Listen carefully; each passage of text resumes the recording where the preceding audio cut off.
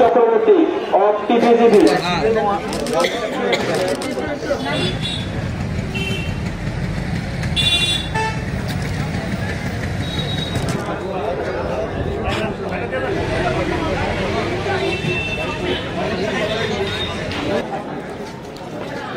বাক্সটার দিকে নেন।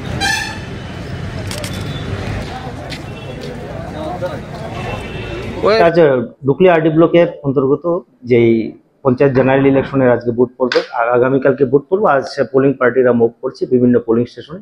আমাদের টোটাল 71 পোলিং স্টেশন আছে, পোলিং পার্টিরা যাচ্ছে। এর মধ্যে আমাদের যতটুকু খবর প্রায় 11-12টা পোলিং পার্টি অলরেডি মুভ করে দিয়েছে আমাদের সেন্টার থেকে।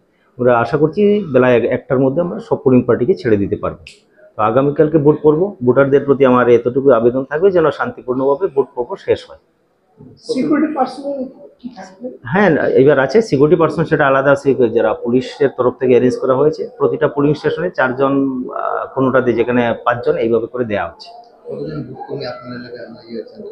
আমাদের টোটাল 71 পোলিং স্টেশন আছে। 71 পোলিং স্টেশনে প্রায় 484 জনের মতো পোলিং পার্সোনাল আছে।